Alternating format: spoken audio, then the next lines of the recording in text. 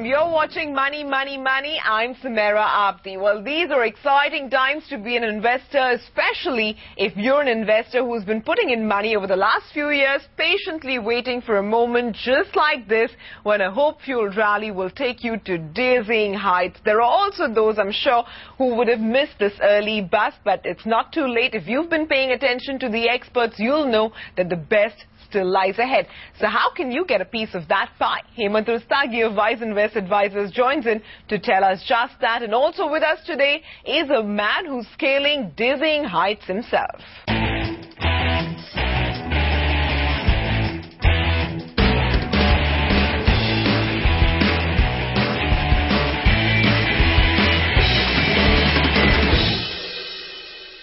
Well, if you haven't guessed already, then let me tell you that joining me in the studio today is Aditya Tare, the wicket-keeper and batsman for the Mumbai Indians. Hi, Aditya. Thanks very much. Welcome to Money, Money, Money. Hemant, good to have you with us back again. But for everyone who's wondering what Aditya is doing on this show, bang in the middle of football season, let me tell you that he started off as a footballer, right? Yeah, very true. So what team are you supporting? Well, to be honest, I'm an Arsenal supporter. Okay. So at the moment, there are 3 Germans in the Arsenal team, so I'm going with Germany. All right. My underdogs are Italy. Okay. What about you, Hemant? Any favorites? Well, I'm supporting Argentina. Any particular reason? Well, I like them. I think they're a very exciting team. I mean, I really like them, the way they play, the style of play. All right, I'm just going to be watching all the matches and enjoying myself. But, Hemant, you know, these are very exciting times for investors, and especially for a young investor like Aditya. Do you have a lot of previous experience in investing, or do you want to just get started now?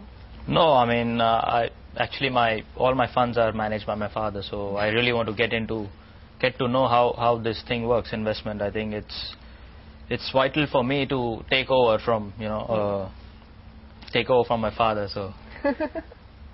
Yeah, it's a pleasure to come here on the show and get to learn about the markets and investments. All right, good. So I hope we can help you, Aditya. Yeah. And Hemant, for someone like him who is very, very young, he's suddenly seeing a lot of funds, how does someone like him manage his money? What's a good allocation strategy for someone like Aditya to follow? Well, I think, the most important aspect of investment is what we call the asset allocation. And irrespective of whether you get a lump sum money or whether you're a regular guy getting your salary, so the most important aspect is asset allocation.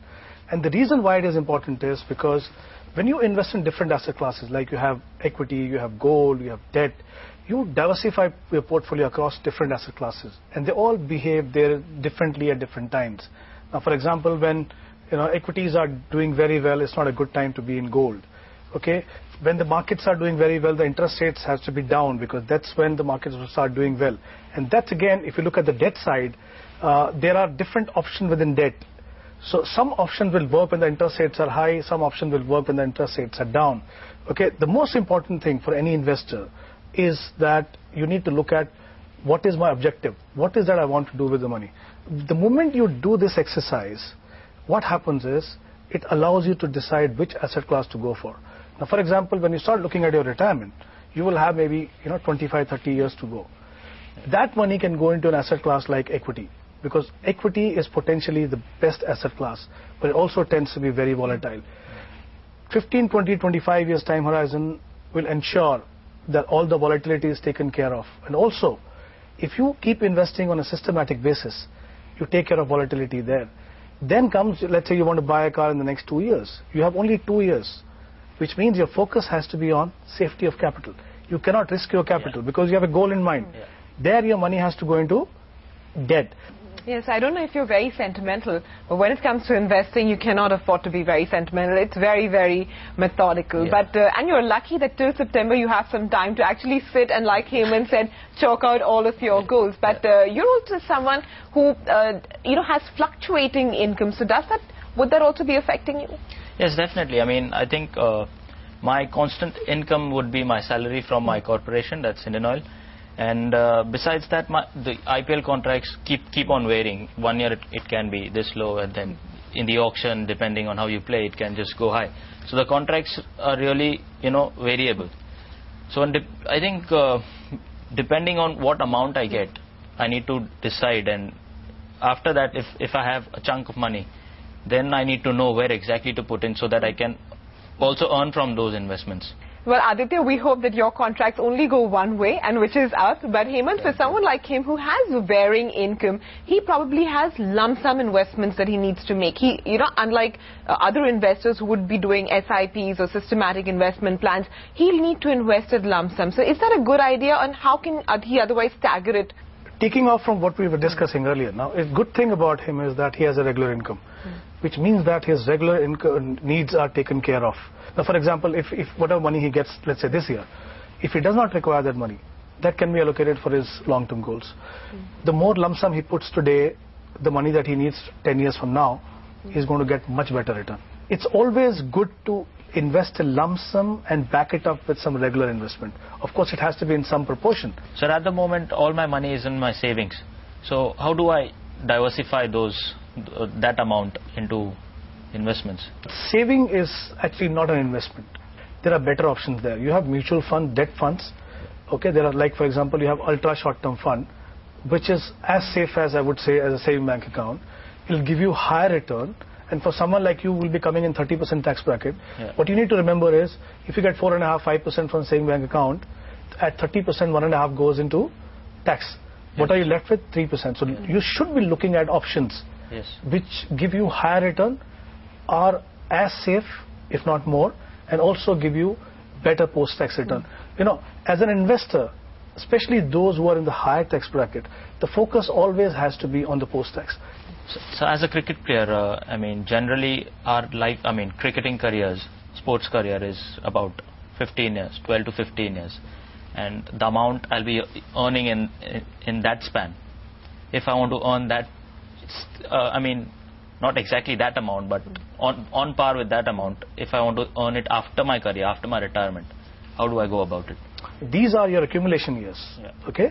And after that is going to be your disbursement years. Now, for example, you need to accumulate as much as possible. Now, for example, let's say you build a corpus of, let's say, 10 crore, okay? And then if your monthly expenses are, let's say, 5 lakh, what you need in a year? 60 lakhs. 60 lakh on 10 crore is 6%, which means it's easily gettable. And also you don't have to take unnecessary risk on your money. The problem would be where you need 60 lakh and you only have 5 crore. There you need to generate an income of 12%. But 12% means you can't generate from traditional options. He will end up taking risk at the time where he'll not be in a position to take risk. All right, so that's how you can go about building your portfolio, but it doesn't end at just that. You need to keep reviewing it, but how often should you do it? We'll take a quick break, come back and find out more.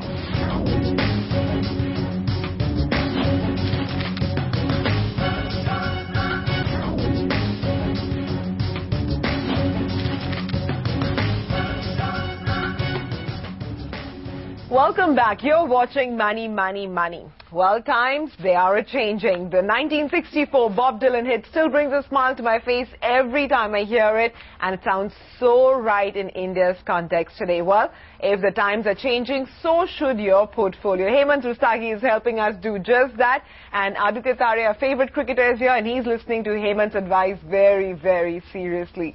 But Hemant, given the times are changing, they're so dynamic right now, for everyone who has a certain portfolio strategy in place, how should they change it? Well, I've always believed one thing, Sumaira, that you should not be looking at the markets and then changing your portfolio. Today, everyone is bullish on equity markets. Then what will you do? You'll take money out of one asset class and go into another asset class, which is what will take you beyond your risk-taking capacity, which is never advisable. And what will happen in the time when the markets are not doing well? You will take out all the money from equity and go into debt, which again will actually going to harm you much more, because your money will fail to beat inflation.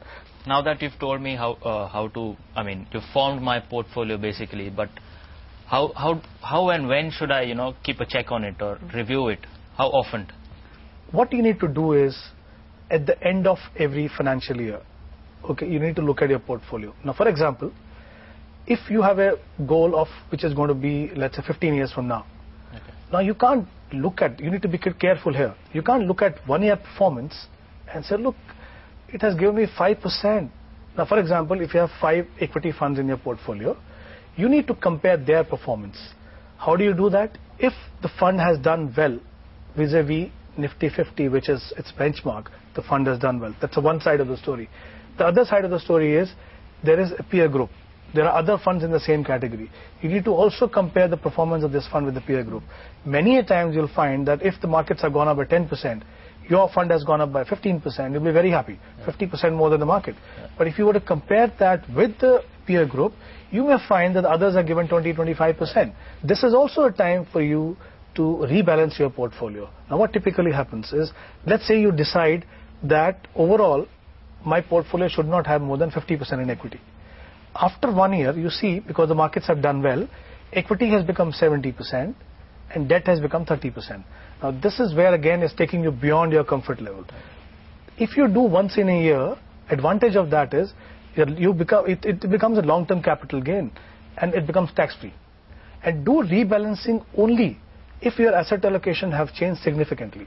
Suppose 50 has become 55, just allow it to ride on. But if 50 has become 70, take some money out from equity and put it in debt. So automatically your portfolio gets rebalanced. So basically you're saying I should treat it as a test match and not a T20. Oh, absolutely. Put it very aptly, yes. But Hemant, I have a question as well.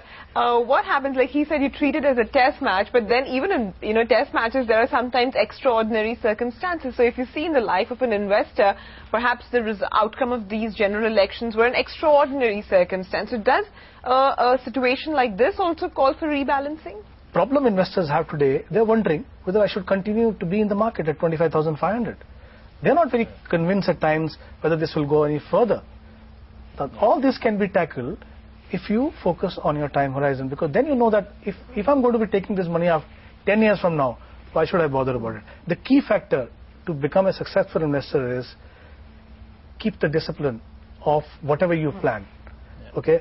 Don't throw it out of the window every time you see market going up and down. And that's the key. What I believe is putting money in real estate gives you better returns, or probably you always know that the prices are going to always appreciate. So I always felt that putting money in real estate is more vital. Is it true? Well, yes and no. If it is building my first house where I'm going to stay, because that what gives security to my family, that has to be the priority. The issue is when you're buying a second house. Why are you buying a second house? You're buying a second house for investment. If you look at the financial markets, equity markets, I think they have at times given much better return. The second option also, the second aspect also you need to consider is liquidity. When you buy real estate as an investment option, and if you need money, let's say 5 years from now, for some objective, right? You have to sell that real estate as a whole. You can't sell a part of it. So liquidity is an issue.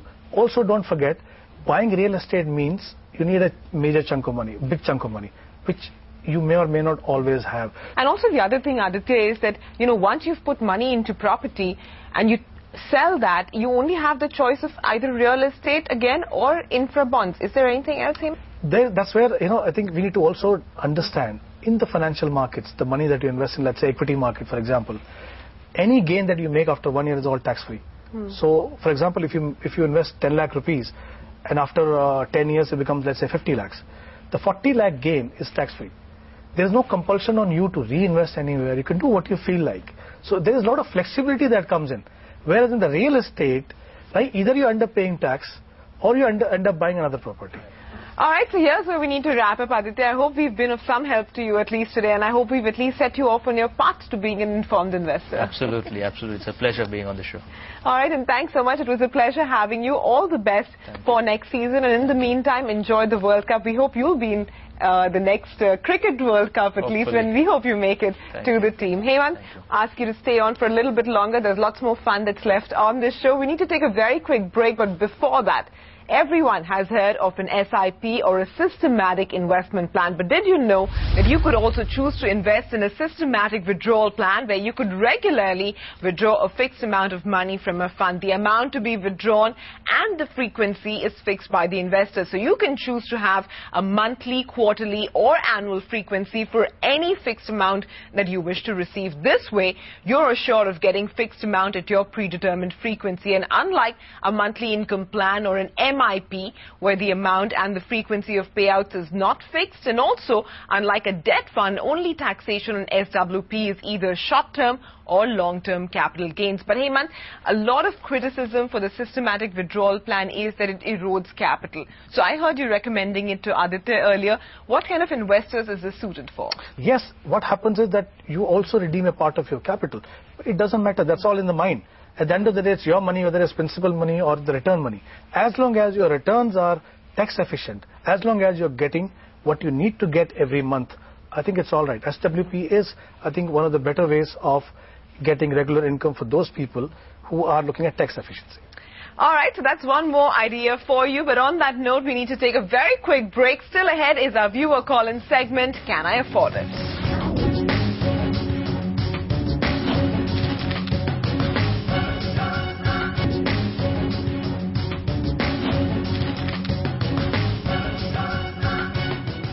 Welcome back. You're watching Money, Money, Money. And before we start answering our viewers' queries, let me hand it over to Manasvi Galani for Mythbusters. Some fret while some misunderstand the term income tax. So since we are nearing the last date of filing income tax returns this year, we thought we should bust some of your myths surrounding it. The commonly prevailing misconception, and this is especially among the youth, according to experts, is that filing of income tax returns is not meant for all. What you actually need to know is that not paying taxes attracts interest, penalty and prosecution, and this will land you in a big trouble someday. So the last date of filing returns for the financial year 13-14 is July 31st, 2014. You still have some time on you. Secondly, if you think that going digital to file returns will increase the chances of scrutiny, then tax experts say that each year the Income Tax Department pulls out a list of people to scrutinize on a random basis. Whether you file the returns electronically or manually, the method has no bearing whatsoever on that list. In fact, they suggest you go tech-savvy and save up on some time. Also, if you thought that you need to furnish your asset details only if you are liable for audit, then you're clearly mistaken. The tax department clearly specifies that any of us that have an income of more than 25 lakh and files income tax returns 3 or 4, then assets and liabilities details have to be furnished even if you're not liable for audit. In fact, now, all those individuals that have foreign assets and other bank accounts, they will have to furnish even those details along with the rest, irrespective of the audit procedure. Last but not the least, if you assume that if your tax is deducted at source and hence filing of returns is not required, your assumption is not true. You are liable to file your income tax return if all your income before deduction under Chapter 6A is more than the basic exemption limit. A common example tax advisors say is that if your income is about 2,75,000 and you have invested about 1 lakh in public provident fund, so your taxable income is about 1,75,000, and thus you're not liable to pay tax, but you still have to file your income tax return. So that should say it all. So without further delay, get on with it.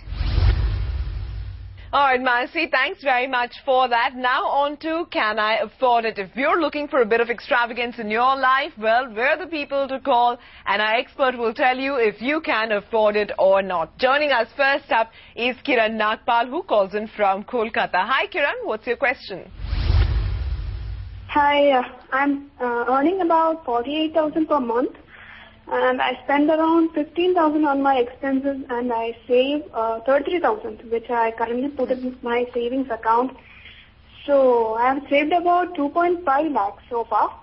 So can I use some of this money to buy a new scooty? Okay, and how much is that going to cost you? It should cost me about 25,000. Okay, Hemant, what do you think? I think considering that buying a scooty will definitely help her out in terms of commuting, and she's only spending 25,000 on out of what she has saved, I think she can go ahead with that. All right, Kiran, congratulations on buying your new scooty, and we hope you have a lot of fun. Next up, we have Pratik Ahuja, who calls in from Mumbai. Hi, Pratik, what's your question? Hi, I'm Pratik, and I'm 26 years old. I earn about 35,000 of which I spend about 20,000. Okay. Okay. So I have a saving about 1 lakh. So I have insurance both life and health from my employer. So can I afford to buy a new phone? Okay, and how much do you think this phone is going to cost you, and how are you planning to pay for it? It should cost me around 15,000, and I can buy it either from my savings or I can buy it through credit card. Okay, Hemant, what do you think? Can we give Prateek the go-ahead? My recommendation is buy it out of your saving and not using credit card for that. All right, Prateek, you've got a yes, but it's a qualified yes, provided you don't use your credit card. Finally, we have an email query which has been sent to us from Bangalore. 29-year-old Zainab Abbas says she earns about 80,000 rupees per month, of which she saves about 45,000. So far, she has about 2 lakhs in her savings account, plus investments of 4.5 lakhs. She now wants to know if she can spend about 1 lakh to buy herself a piece of jewelry. Well, she can. I mean, she's spending a major chunk of the saving, but I think I will take it as a part of asset allocation going into gold. She can go ahead with that. All right, it's provided she's buying gold jewelry. Hemant, there are lots of other choices available now. I'm presuming she's buying gold. Well, you're hoping she's buying gold. But thanks very much, Hemant, for joining us. Always a pleasure having you on this show. So here's where we need to wrap up. But viewers, do keep writing to us at money@network18online.com. You can also find us on Twitter. Write to CNBC TV 18 News. Use the hashtag money. And remember that you can also log on to YouTube to catch all of our previous episodes. Thanks so much for watching. We'll see you again next week.